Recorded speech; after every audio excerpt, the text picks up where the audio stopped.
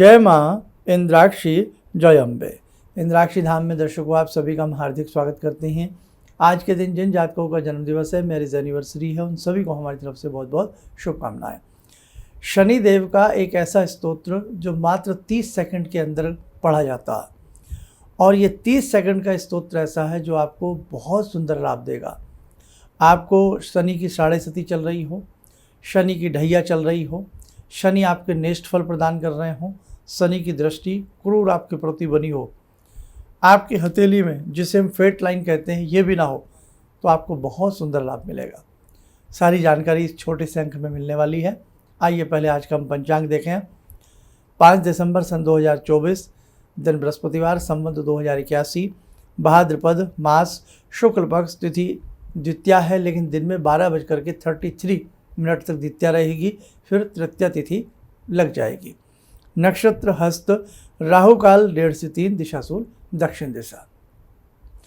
कुंडली में शनि जब जब मेष राशि के होंगे तो कमज़ोर पड़ जाएंगे, और शनि तुला राशि के होंगे तो बलवान हो जाएंगे। शव राशि के भी शनि होंगे। शनि को 2 राशियां प्रदत्त हैं, एक कुंभ और एक मकर। दोनों राशियों के स्वामी शनि हैं, लेकिन कई बार जीवन में शनि शुभ नहीं हो पाते। कभी शनि की ढैया चल रही होती है, साढ़े सती चल रही होती है, व्यक्ति बड़ी पीड़ा पाता है। शनि की महादशा बहुत बड़ी होती है, 19 साल की होती है, तो व्यक्ति कई बार पीड़ा पाता है। उस स्थिति में तो हमें क्या करना चाहिए? शनि के नाना भांति के आपने रत्न भी पहने होंगे बहुत लोगों ने, जैसे बहुत रत्न होते हैं शनि के। जामुनिया होता है, नीलम होता है, इसका उपरतन नीली होता है, तो बहुत सारे पत्थर भी बहुत लोग पहन के देख लेते हैं, लेकिन लाभ नहीं मिलता। तो आइए ज़्यादा समय आपका ना लें, एक ऐसा स्तोत्र मैं पढ़ कर के बता रहा हूँ, आप उसको नोट कर लेना। मात्र 30 सेकंड में आप इसे आराम से पढ़ सकते हैं। सरल संस्कृत में है, कोई भी इसको पढ़ सकता है, और कैसे पढ़ना है उसकी विधि भी बताऊँगा। उससे पहले मैं आपको एक चीज़ बता दूँ कि बहुत लोगों की हथेली में भाग्य रेखा नहीं होती। भाग्य रेखा कहाँ होती है? आप यहाँ स्क्रीन के माध्यम से देखें, व्यक्ति के हथेली के मध्य में एक पतली सी रेखा नीचे से मिडिल फिंगर की तरफ को चलती है। इसे हम कहते हैं लक लाइन, इसे हम कहते हैं भाग्य रेखा। ये भाग्य रेखा यदि व्यक्ति के हाथ में, दोनों ही हाथ में ना हो, तो वो व्यक्ति का जीवन तो अच्छा होगा ऐसा नहीं है, लेकिन बहुत कठिनाई के साथ उसे बहुत सारी चीज़ें प्राप्त होती हैं। इजी गोइंग वे उसकी लाइफ में नहीं होता, और कई बार तो ज़िंदगी के कई पड़ाव में बड़े ही दुख को वो भोगता है। तो शनि प्रबल होने चाहिए। शनि जब अपने में आते हैं तो राजा को रंक बनाने देर नहीं लगती, और जब प्रसन्न होते हैं तो रंक को राजा बनाने में भी शनि देर नहीं करते हैं। तो ऐसे शनिदेव हैं, न्याय की मूर्ति हैं। इसलिए जब जब हमें लगे कि समय बहुत विपरीत है, शनि की महादशा से हम गुजर रहे हैं या जो भी है, तो आपको ये स्तोत्र पढ़ना चाहिए। तो पहले तो आप स्तोत्र नोट कर लें, फिर इसकी और जानकारी आपको हम देते हैं। पिप्पलाद उवाच, ओम नमस्ते कौण संस्थाय पिंगलाय नमोस्तुते, नमस्ते बभ्रू रूपाय कृष्णाय च नमोस्तुते, नमस्ते रौद्र देहाय, नमस्ते चांतिकाय च, नमस्ते यम संज्ञाय, नमस्ते सौर्य विभो, नमस्ते मंद संज्ञाय शनिश्चर नमोस्तुते, प्रसादम कुरु देवेश दीनस्य प्रणतस्य च। ये स्तोत्र है, और 30 सेकंड से भी कम ही लगेंगे आपको, और आप इसे बहुत प्यार से, बहुत आराम से पिप्पलाद उवाच से आपको ये पढ़ना है। और मात्र कितनी बार पढ़ना है? केवल आपको एक बार इसको पढ़ लेना है। अब इसका नियम समझें। अगर अत्यधिक शनि की पीड़ा आपके ऊपर हो, ढैया चल रही हो, समय काटना मुश्किल हो रहा हो, शनि की साढ़े सती चल रही हो, समय काटना मुश्किल हो रहा हो, तो आसपास पीपल का पेड़ ढूंढो। पीपल के पेड़ के नीचे बैठ करके उन्हें प्रणाम करो, शनिदेव को और पीपल देवता को। पश्चिम दिशा में मुख करके, या उत्तर दिशा में मुख करके, या पूर्व दिशा में ही मुख करके। कई बार पीपल ऐसी डायरेक्शन में लगा होता है कि मुख दिशा नहीं ढंग से व्यक्ति रख पाता है, तो कम से कम इन तीनों दिशाओं में जो दिशा मिल जाए वो तो मिली, एक दिशा तो मिल ही जाएगी। शनि देव का ध्यान करके पीपल के नीचे बैठ करके प्रत्येक शनिवार इस स्तोत्र को 11 बार पढ़ के आएँ। कितनी बार? 11 बार। पीपल का पेड़ ना हो तो शिव मंदिर हो, शिवालय में बैठ कर के भगवान शिव के कहीं भी शिव पिंडी के आसपास बैठ कर के या शिव मूर्ति हो, वहाँ बैठकर इसे शनिवार 11 बार पढ़ के आएँ। 11 बार पढ़ने में बहुत ज़्यादा समय नहीं लगेगा और शनिदेव को मानसिक रूप से प्रणाम करें, मन ही मन प्रणाम करें और कहें, हे देव, हे शनिदेव, आपकी कृपा मुझ पर बनी रहे।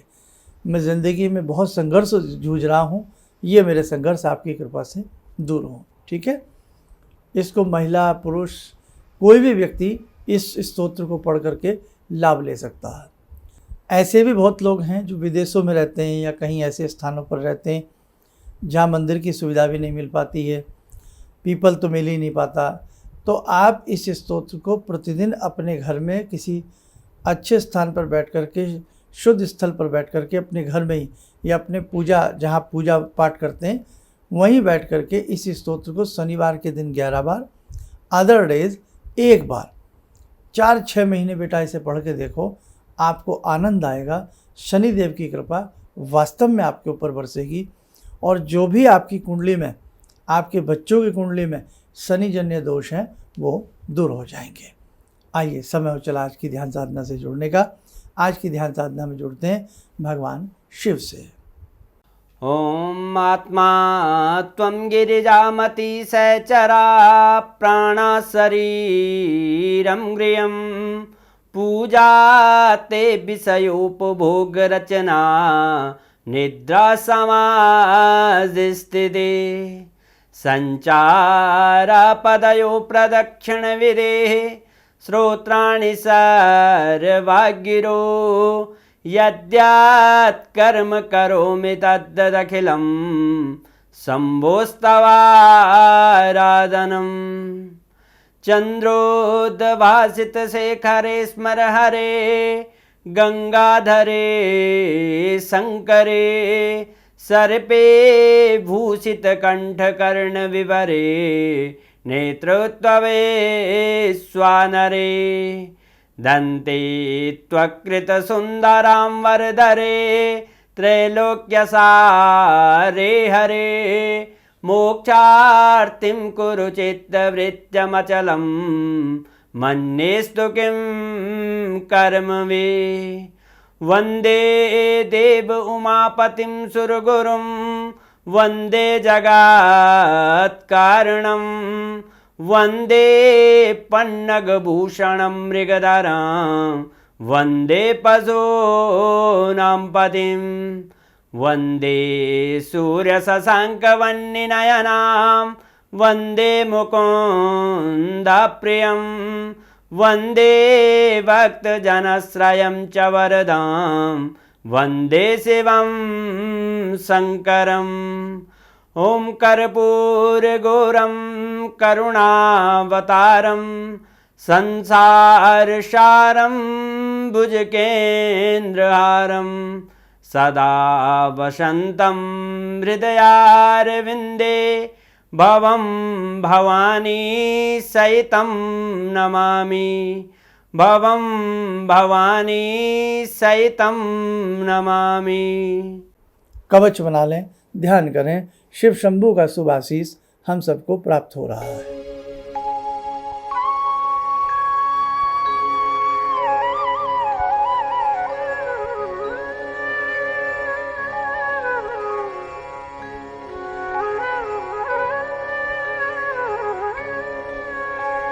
ओम बोलते हुए नेत्र खोलें, सामान्य हो जाए।